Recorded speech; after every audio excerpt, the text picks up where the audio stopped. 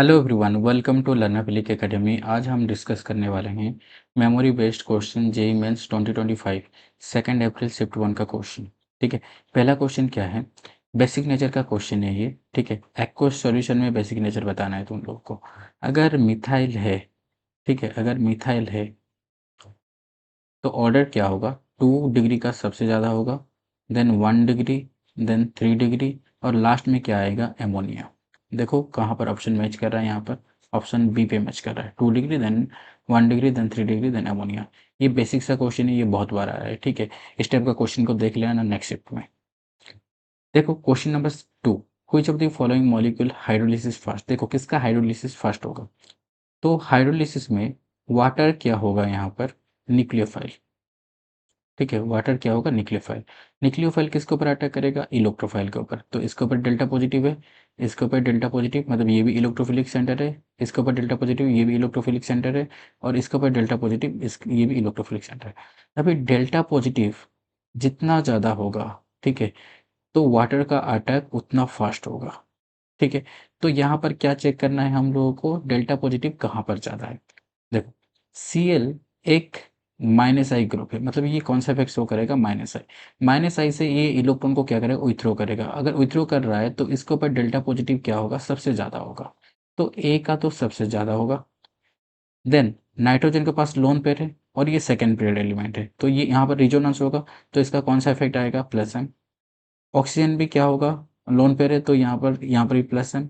और इसका भी कौन सा इफेक्ट लगेगा? प्लस एम लगेगा। ठीक है, तो तीनों में प्लस एम इफेक्ट लग रहा है। ठीक है, यहाँ पर प्लस एम क्या होगा? मोर। यहाँ पर प्लस एम लेस होगा। ठीक है, क्योंकि यहाँ पर क्रॉस रिजोनेंस हो रहा है, यहाँ पर क्रॉस रिजोनेंस हो रहा है। तो यहाँ पर नाइट्रोजन और ऑक्सीजन में कैसे डिसाइड करोगे? नाइट्रोजन का इलेक्ट्रोनेगेटिविटी क्या है? कम है, तो इसका डोनेशन क्या होगा? ज़्यादा होगा। तो प्लस एम इसका सबसे ज़्यादा होगा। प्लस एम अगर ज़्यादा है तो ये ज़्यादा इलेक्ट्रॉन डोनेट करके ये पॉजिटिव चार्ज का अमाउंट को क्या करेगा? ये कम करेगा। तो बी का तो सबसे लास्ट होगा। ठीक है, अभी ये दोनों में कैसे कंपैरिजन करोगे? यहाँ पर प्लस एम मोर है, यहाँ पर प्लस एम लेस है। तो जिसमें प्लस एम लेस होगा वो कम इलेक्ट्रॉन डोनेट करेगा, तो इसके ऊपर पॉजिटिव चार्ज डेंसिटी कम डिक्रीज करेगा। तो आएगा देन डी, देन आएगा सी। ठीक है, सबसे ज़्यादा किसका है? ए का। नेक्स्ट, नेक्स्ट क्वेश्चन क्या पूछा गया है? ग्रुप 17 का क्वेश्चन है ये। ठीक है, कौन सा प्रॉपर्टी रेगुलर ट्रेंड में नहीं है? ठीक है, जैसे कि फ्लोरीन, क्लोरीन, ब्रोमीन और आयोडीन। यहाँ पर टॉप टू बॉटम क्या होगा? Ionization energy. ठीक है, ये क्या होगा? डिक्रीज होगा। रेडियस जो भी कोवेलेंट रेडियस हो या आयनिक रेडियस हो, रेडियस क्या होगा? इंक्रीज होगा, क्योंकि साइज इंक्रीज हो रहा है तो रेडियस भी क्या होगा? यहाँ पर इंक्रीज होगा। इलेक्ट्रॉन एफिनिटी का ऑर्डर क्या है? यहाँ पर रेगुलर ट्रेंड नहीं होगा। जैसे कि इलेक्ट्रोनेगेटिविटी सबसे ज़्यादा किसका है? क्लोरीन का सबसे ज़्यादा होगा, देन फ्लोरीन, देन आएगा ब्रोमीन, देन लास्ट में आएगा आयोडीन। तो रेगुलर ट्रेंड किसका नहीं है? इलेक्ट्रॉन एफिनिटी का। तो इसका आंसर डी होगा। नेक्स्ट, नेक्स्ट क्वेश्चन क्या है? यहाँ पर ये थर्मोडायनेमिक्स का क्वेश्चन है। एडियाबैटिक प्रोसेस दिया गया है, तो Q इक्वल टू यहाँ पर क्या होगा? जीरो। तो हीट कैपेसिटी का फॉर्मूला क्या है? Q equal to C delta T. अगर हीट कैपेसिटी अगर Q का वैल्यू अगर जीरो है तो हीट कैपेसिटी भी क्या होगा? जीरो होगा। तो ये ऑप्शन क्या है? सही है। मोलर हीट कैपेसिटी ये कभी भी इन्फाइनाइट नहीं हो सकता है, ये गलत है। Next, work done. देखो first law of thermodynamics, delta U equal to Q plus W. ठीक है, एडियाबैटिक प्रोसेस तो क्यू का वैल्यू जीरो है, तो डेल्टा यू इक्वल टू क्या होगा? डब्ल्यू। ठीक है, तो ये भी सही है। Work done on gas is equal to increase in internal energy, ये भी सही है। नेक्स्ट, डेल्टा यू का और एक फॉर्मूला है n C V delta T. अगर टेम्परेचर अगर इंक्रीज किया जाएगा तो डेल्टा यू का वैल्यू भी क्या होगा? इंक्रीज होगा। बट यहाँ पर डिक्रीज दिया गया, तो ये ऑप्शन गलत है। तो इसका आंसर क्या है? ए एंड सी। ठीक है, नेक्स्ट क्वेश्चन देखो, ये बायोमोलिक्यूल्स का क्वेश्चन है, ये इंपॉर्टेंट क्वेश्चन है। ठीक है, इस टाइप का क्वेश्चन आता है एग्जाम में। यहाँ पर ऑप्टिकल इनएक्टिव एमिनो एसिड पूछा गया, तो इसका आंसर तुम लोगों को पता है ग्लाइसिन। ग्लाइसिन ये एक एमिनो एसिड है। देखो एमिनो एसिड का स्ट्रक्चर क्या है? ये हाइड्रोजन, यहाँ पर क्या होगा? आर, यहाँ पर COOH होगा। अगर आर के जगह पे अगर हाइड्रोजन है तो क्या होगा? ये ग्लाइसिन होगा। ठीक है, अगर आर के जगह पे अगर हाइड्रोजन लिखा जाएगा यहाँ पर तो क्या होगा? देखो ये COOH है और यहाँ पर क्या है H, तो ये कायरल सेंटर तो नहीं है, तो ये क्या होगा यहाँ पर, no chiral centre present, no chiral centre present. ठीक है, इसलिए ये ऑप्टिकली इनएक्टिव। ठीक है, इसका आंसर होगा बी। नेक्स्ट क्वेश्चन देखो, which of the following is anti aromatic compound. देखो एंटी एरोमेटिक कंपाउंड, इसका एरोमेटिसिटी से क्वेश्चन, ये तो हर शिफ्ट में आता है।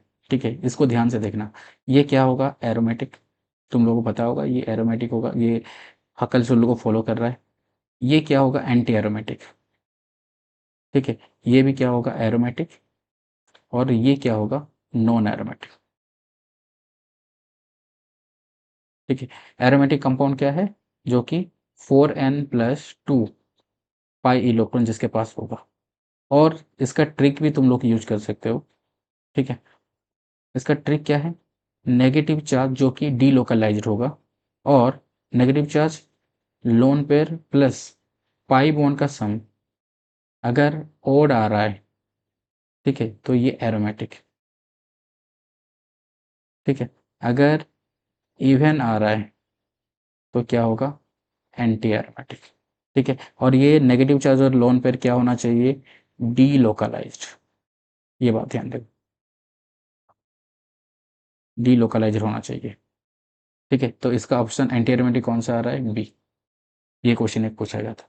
नेक्स्ट क्वेश्चन देखो, ये कुछ कंपाउंड गिवन है जैसे कि NH3, NF3, ClF3, XeO2, SO2। यहाँ पर क्या पूछा गया है, कौन सा कंपाउंड पोलर है। पहले देखो, ये पोलर है, एक लोन पेयर है, जिसके पास लोन पेयर है वो पोलर होगा। ठीक है, ये भी पोलर है।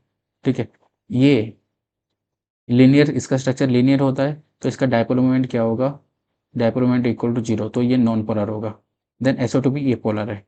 और जिसके पास highest number of lone pair, NH3 में एक लोन पेयर होगा, इसमें भी एक लोन पेयर, यहाँ पर होगा दो लोन पेयर, और यहाँ पर होगा एक लोन पेयर। ठीक है, तो यहाँ पर दो लोन पेयर किसका है, ClF3। तो ClF3 का स्ट्रक्चर क्या है, यहाँ पर ये इसका स्ट्रक्चर है, देखो F F F, और यहाँ पर एक लोन पेयर, यहाँ पर एक लोन पेयर। इसका हाइब्रिडाइजेशन क्या है, sp3d। ठीक है, तो इसका आंसर क्या होगा, ए। इसमें दो लोन पेयर है और इसका हाइब्रिडाइजेशन क्या है, sp3d। और हाइब्रिडाइजेशन कैसे कैलकुलेट कर सकते हो, hybrid orbital equal to half into V valence electron. ठीक है, valence electron central atom, S monovalent side atom, plus minus charge. ये फॉर्मूला को यूज करके हाइब्रिडाइजेशन भी कैलकुलेट कर सकते हो। ठीक है, नेक्स्ट क्वेश्चन। नेक्स्ट क्वेश्चन देखो, यहाँ पर ये सॉल्यूशन का क्वेश्चन है। ठीक है, सॉल्यूशन का क्वेश्चन में देखो, यहाँ पर टोटल प्रेशर का फॉर्मूला क्या है, P total equal to P0A plus P0A XA plus, ठीक है, P0B इंटू XB। ठीक है, यहाँ पर मोल्स कितना गिवन है, देखो number of moles of A equal to given है 1 मोल। ठीक है, और number of moles of B equal to given है 3 मोल। ठीक है, तो mole fraction of A equal to कितना आ जाएगा, 1/4। Mole fraction of B equal to आ जाएगा यहाँ पर, देखो 3/4। ठीक है, क्या आ जाएगा यहाँ पर, 3/4। अभी देखो यहाँ पर ये फॉर्मूला में पुट करना है, यहाँ पर P T equal to PA0 given है 200 इंटू मोल फ्रैक्शन XA का कितना गिवन है, देखो मोल फ्रैक्शन XA का यहाँ पर गिवन है 1/4, प्लस PB0 का वैल्यू कैलकुलेट करना है, इंटू XB का वैल्यू कितना गिवन है, 3/4। और टोटल प्रेशर भी यहाँ पर गिवन है, टोटल प्रेशर कितना गिवन है यहाँ पर 500। तो 500, ये 200 इंटू 1/4 प्लस PB0 इंटू 3/4। इसको अगर सॉल्व करोगे तो PB0 का वैल्यू आएगा, ठीक है, देखो सॉल्व करना, PB0 का वैल्यू कितना आ रहा है, इसको अगर सॉल्व करोगे तो पी वी नॉट का वैल्यू आ जाएगा 600। ठीक है, नेक्स्ट क्वेश्चन में देखो, ये मोल कंसेप्ट का क्वेश्चन है। अगर CaCO3 को किसके साथ रिएक्ट किया जाएगा, HCl के साथ रिएक्ट किया जाएगा, तो क्या क्या फॉर्मेशन होगा यहाँ पर, CaCl2 plus H2O plus CO2, ये फॉर्मेशन होगा। इसका 2 मोल्स लेना पड़ेगा यहाँ पर। इसका वैल्यू देखो, ये 100 ग्राम गिवन है, तो इसका नंबर ऑफ मोल्स कितना आ जाएगा, 100 डिवाइड बाय 100, मोलर मास 100 है तो 1 मोल आ जाएगा ये। इसका मोल गिवन है 0.19 मोल। ठीक है, नेक्स्ट यहाँ पर ये कितना फॉर्मेशन होगा वो किसके ऊपर डिपेंड करेगा, यहाँ पर देखो ये किसके ऊपर डिपेंड करेगा, लिमिटिंग रिएजेंट के ऊपर डिपेंड। ठीक है, लिमिटिंग रिएजेंट को कैसे आइडेंटिफाई करोगे, देखो इसका तो 1, ठीक है, लिमिटिंग इसका वैल्यू 1, लिमिटिंग रिएजेंट क्या है, moles divide by stoichiometric coefficient. ठीक है, तो इसका मोल से 0.19 डिवाइड बाय स्टोइकोमेट्रिक कोफिशिएंट है 2, तो इसका क्या आएगा 0.095 ये आ जाएगा। ठीक है, तो इसका मोल्स, इसका ये आ रहा है 1, इसका आ रहा है 0.1, तो ये लिमिटिंग रिएजेंट है, ये LR है, यही डिसाइड करेगा प्रोडक्ट को।